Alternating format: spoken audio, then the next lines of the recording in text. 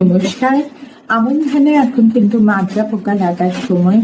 যাদের চারার বয়স 20 থেকে 25 দিন হয়ে গেছে রোয়ার পরে, তারা মাঠে গিয়ে অবশ্যই লক্ষ্য রাখবেন মাজরা পোকার আক্রমণের লক্ষণ দেখা যাচ্ছে কিনা। আপনাদের সকলকে স্বাগত আমার এই চ্যানেলে। আমি ডক্টর চিরশ্রী গঙ্গোপাধ্যায়। আমার ভিডিওটা একটু বড় হলেও শেষের দিকে প্রতিকারটা থাকবে, তাই সকলকে অনুরোধ রইল যে একটু পুরোটা ভিডিও দেখবেন। প্রথমে যেটা আমি বলছি সেটা হচ্ছে মাজরা পোকাটি দেখতে কেমন। মাজরা পোকাটা একটা খড়ের রঙের মথ, যার ডানার দুপাশে দুটো ছোট ছোট কালো ফুটকি যদি থাকে তাহলে আমরা বুঝবো যে সেটা স্ত্রী মথ। আর যদি না থাকে এবং স্ত্রী মথের থেকে একটু ছোট যদি হয় তাহলে সেটা পুরুষ মথ।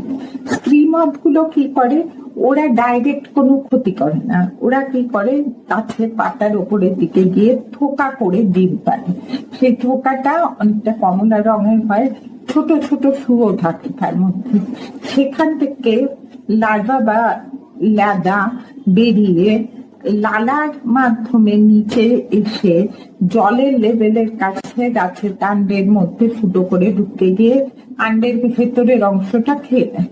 তাতে করে মাছ পাতাটা শুকিয়ে যায়। আর ওই শুকনো মাছ পাতাটা টানলেই হাতে উঠে আসে। ওটাকে আমরা ডেড হার্ট বা মরা পাশকাঠি বলি। কিন্তু এই মরা পাশকাঠি দেখলেই কিন্তু মাঠে কীটনাশক প্রয়োগ করবেন না। তাতে করে মাঠে আমাদের জমিতে যে বন্ধু পোকাগুলো থাকে সেগুলো বেশি ক্ষতিগ্রস্ত হবে, যারা আমাদের এই মাজরা পোকার ডিম বা কিরা খেয়ে আমাদের উপকার করে।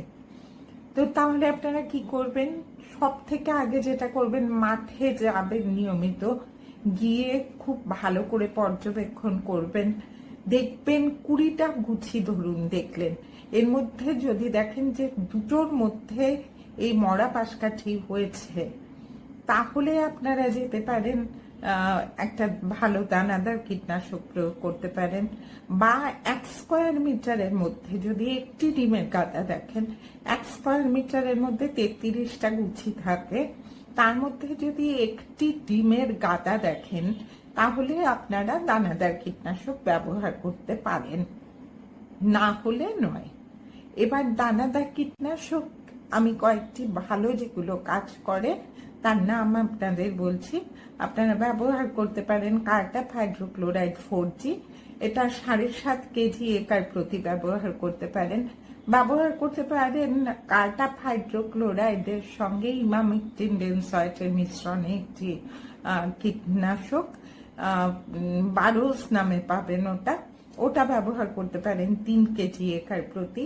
অথবা ব্যবহার করতে পারেন ক্লোরান্ট্রানিলিপ্রোলের সঙ্গে থায়ামিথক্সামেট মিশিয়ে একটি কীটনাশক, মানে দানাদার কীটনাশক, সেটা ব্যবহার করতে পারেন। ওটা ভিডাকো নামে পাওয়া যায়, ওটা 2.5 কেজি একর প্রতি ব্যবহার করতে পারেন।